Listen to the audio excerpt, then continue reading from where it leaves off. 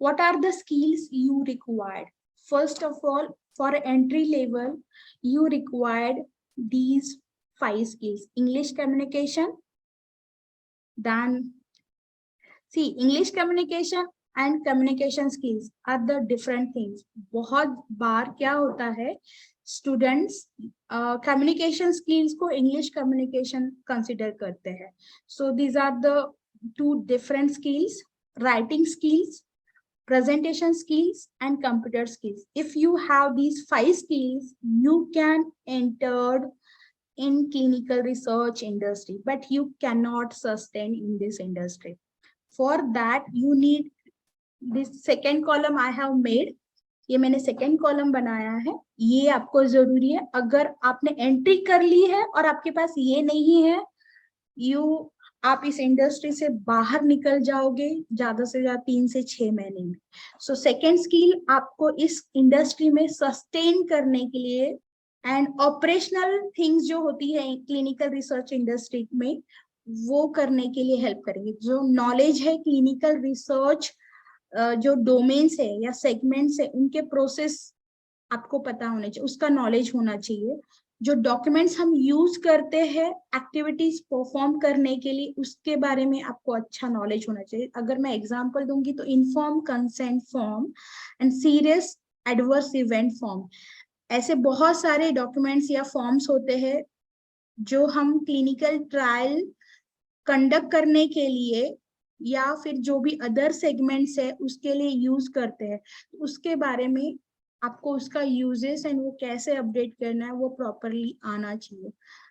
उसके साथ ही क्लिनिकल रिसर्च या क्लिनिकल ट्रायल्स के जितने भी सेगमेंट्स है, जैसे कि 5 मेजर सेगमेंट्स है: clinical trial management, clinical data management and medical coding, pharmacovigilance and medical writing, regulatory affair and electronic trial master file. तो इन सभी की एक्टिविटीज कंडक्ट करने के लिए each and every country has their own guidelines, and for that we are also using some tools, और हम उसको सॉफ्टवेयर भी बोल सकते हैं. Like in CDM we use Medidata Rave, इन like ETMF we use Viva Vault. I'm just giving one example, there are many. In pharmacovigilance we use Argus, ARIG. तो इस तरह के जो टूल्स यूज करते हैं ये आपको पता होना चाहिए. बट सबसे पहले सबसे बहुत ज्यादा इम्पोर्टेंट जो है वो आपको प्रोसेस का नॉलेज होना चाहिए. एंड स्टूडेंट्स यही गलती करते हैं, स्टूडेंट्स प्रोसेस को इम्पोर्टेंस ना देते हुए गाइडलाइंस एंड टूल्स को इम्पोर्टेंस देते हैं.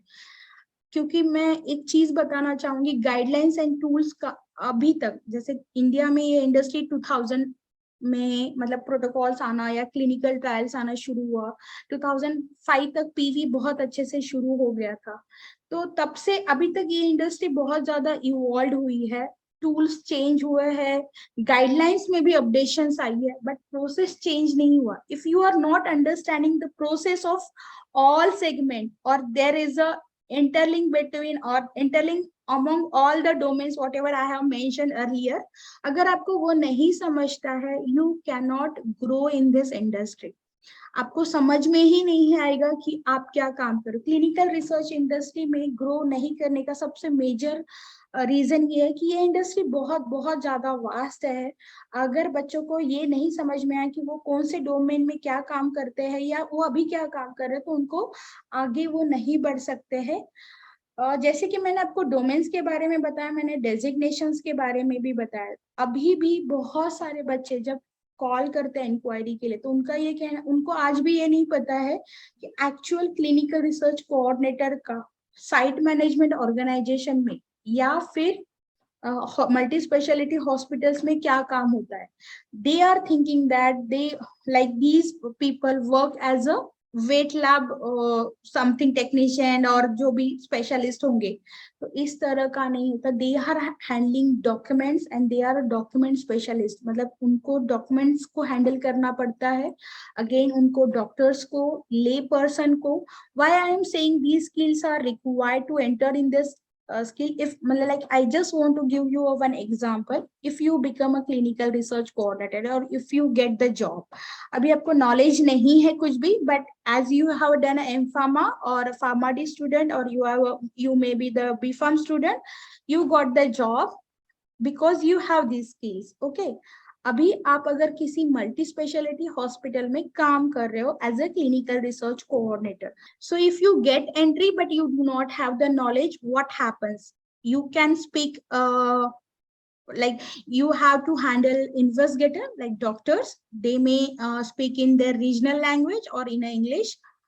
You have to write the source, whatever the process you are doing or you have done, you have to narrate that. So you required writing skills, and that writing should be in English. You may have to present your protocol, you may have give the presentation to your like ethics committee meetings.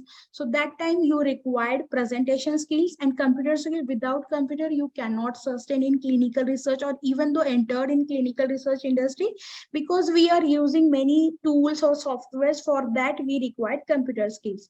So you entered, and now you do not have the knowledge. What happens? You make many errors and mistakes. So they will guide you, but it's not like that each and every time they can guide you. So you should have the knowledge of these things, then only you can sustain. And here, if you have the knowledge, then only you can grow. And here is the importance of your clinical research knowledge. You have, like, you may have seen many students who has joined this industry, or your, maybe it might be possible your seniors or relatives who has joined this industry without the knowledge of this clinical research. They may have suffered lots in their jobs. They may have to like hear many things from their team leads or their bosses. So it might be possible they have to lose their job also. Now these are the important skills which will give you a, like, if you have these two things, you will grow like you can become a project manager, or you may have a good salary package around 60, 70, 80,000, or even though around 1 lakh or more than 1 lakh. But if you have these below mentioned skills, you will reach in a managerial in a management level. Okay, so these are the skills like people management, interpersonal skills, analytical